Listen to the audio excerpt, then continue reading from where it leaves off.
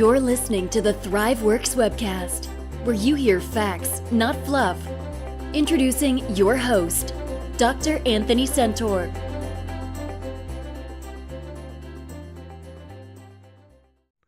Hello, and this is Dr. Anthony Sentor. Today we're going to be talking about modifying your mood with mindfulness.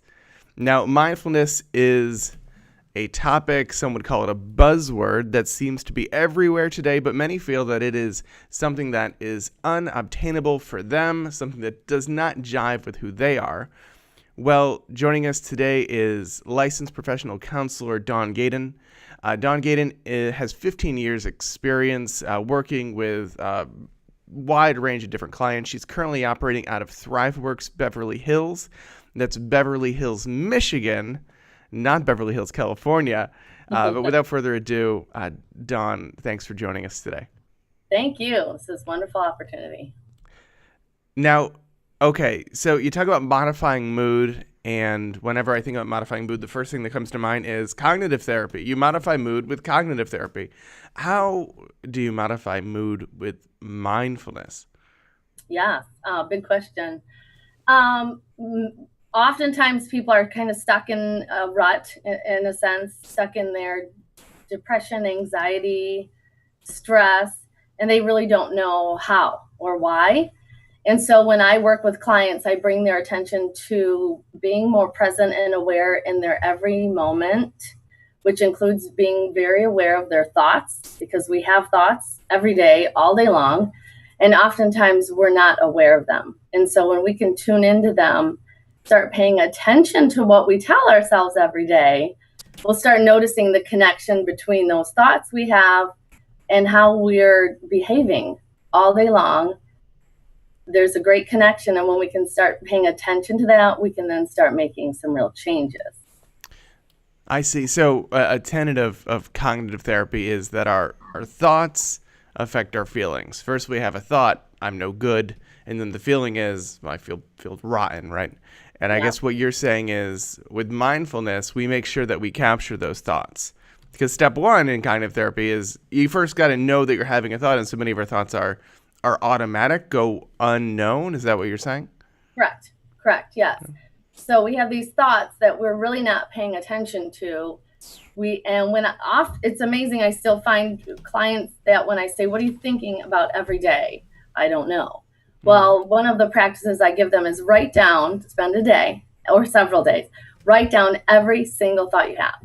And of course, it's a challenge for many people, including myself when I did it, but write down every single thought. And what I have found repeatedly is people say, oh my gosh, I didn't know I thought about that, about myself, about my kids, about my job. Didn't realize those are the thoughts I had. And then when they usually get to page 2 or 3, it's the same repetitive negative thinking over and over. And so when they can bring that awareness to those thoughts, then we have something to work with. We know what is going on, what is that foundation for their thoughts, which lead to their belief system. And then we can start making some changes. That's a neat technique. I imagine, well, can you give us an example of a client you had and a thought that they didn't realize they were having that was destructive? Yeah. So a typical one, which many clients have experienced, is appearance. Let's take that one. Most people can relate. They look in the mirror and you go, oh, I'm so ugly today, or I look fat today, or something along that line. And I had one client that would do that. She'd look in the mirror and go, oh, I'm so ugly, or I'm so fat, I should go work out. Well, when we stop to say, okay, what if we look in the mirror and say, I love myself, so then I'm going to go work out. Those loving thoughts lead to loving, kind behaviors. So when I brought this to her attention, because she had said, yeah, I looked in the mirror and saw myself, went, oh, yuck, I need to go work out. And I said, well, how often do you say that to yourself? And have you thought about telling yourself kind things? And she's like, wow, I never thought of that. And wow, I think, I must say that a lot about myself, because that's how I feel. Mm-hmm. And so that little light bulb, that moment that says, aha, maybe these thoughts have something to do with how I'm feeling and then what I'm doing. Interesting. And in that case, it affected her mood directly because her behavior didn't change. Either way, she was going to go to the gym, but she was going to the gym in a place where she felt better about herself. She felt happier when she went. Yes. Yeah. And then the long term, there is a long-term effect. The more we're kinder to ourselves and gentler and we're doing positive things, it tends to snowball. Yeah. And we keep going to the gym and we keep feeling better instead of, because oftentimes what we do is we have these negative beliefs and thoughts, and we might say, I don't feel like it. Oh, I'm no good anyway. I'll just sit on the couch. I'll watch a movie. I don't want to go anywhere. Mm-hmm. And so I used to say to my clients, you have to go to the gym or no one will ever love you. So you're saying that's a bad way. It's a bad motivator. So the motivation, I believe, and I work from this perspective, it has to come from inside. You have to be so full of love and life for yourself to attract people into your life.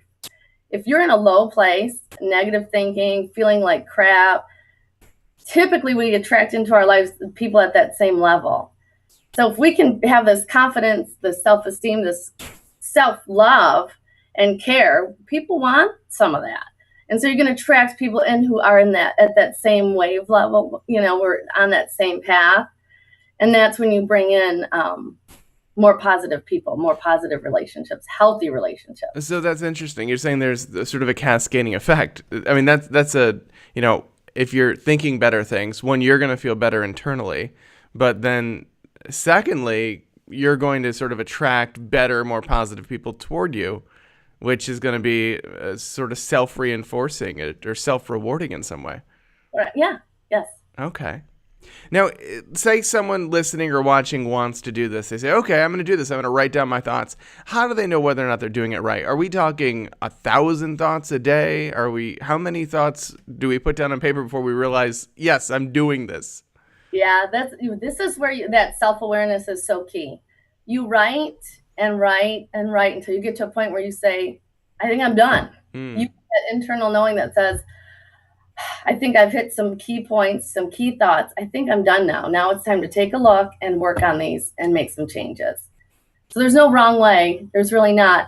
What people tend to be afraid of is there's this belief that if you focus on the negative, and there's some truth to this, but not in this technique, not in the path I'm going. When you bring up the negative and you focus on the negative, the negative grows bigger. So there's a point to that. But what tends to happen is when we have these negative thoughts and beliefs, we stuff them down. That denial, we stuff them down and we pretend they're not there. But we're behaving and feeling the effects of those thoughts and beliefs. They're there. They're not gone. So when we do techniques like writing them down, I see it as like a purging kind of exercise. You're getting them out.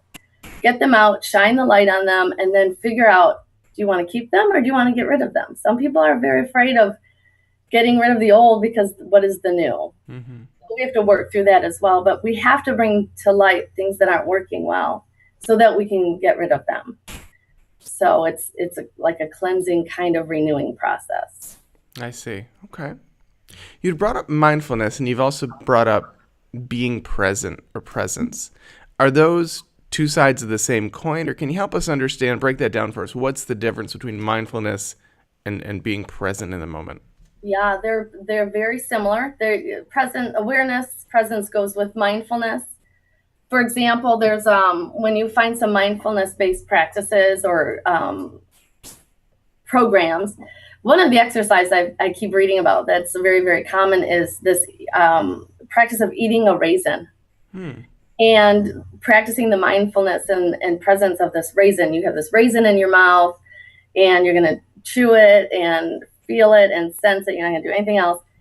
And you're staying in this present moment, only thinking and feeling and sensing this raisin in your mouth. And that, of course, is that mindfulness that tunes into that right here, right now. That's the only thing going on for you. So it's a practice of really exercising that muscle of the brain that says, I'm right here, right now. Let's see what this feels like. So that presence, it goes hand in hand, presence and mindfulness. What about those who, I've encountered people who say, I put chips in boxes for a living. I don't want to be present during the day. Actually, I want to be somewhere else in my mind while I'm doing this because it's rote or it's uncomfortable or I don't like it, or or even academics saying, I spend 12 hours a day wordsmithing my dissertation. What do you say to those clients? Are they missing the point when they say, "Oh, I want my mind to be somewhere else"? Well, you say, you want to be there. You want to be at the desk, or you want to be at the factory. Right.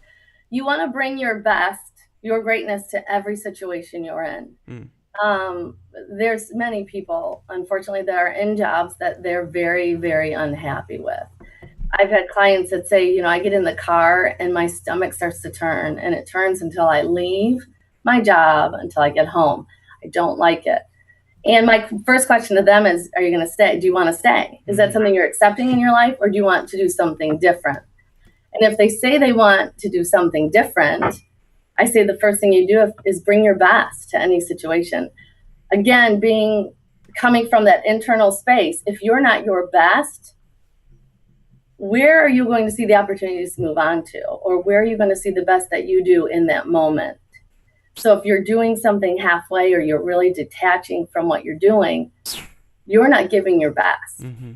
And so in order to make real change, I believe, is you have to give your best. Even in that worst situation, the worst job, you can't wait to get out of it. You bring your best, because then first you're being true to yourself. And it's amazing, again and again, I've had the opportunities happen for me, as well as I've seen in clients, where when they shift to that perspective and just say, okay, I'm here right now. I don't want to be here forever, but I have to be here now for whatever reason, finances, convenience, whatever the job is providing, because there's something typically. But when we bring that mindfulness to it and say, okay, I'm just going to be my best. In the worst situation, I'm going to be my best. Doors start to open.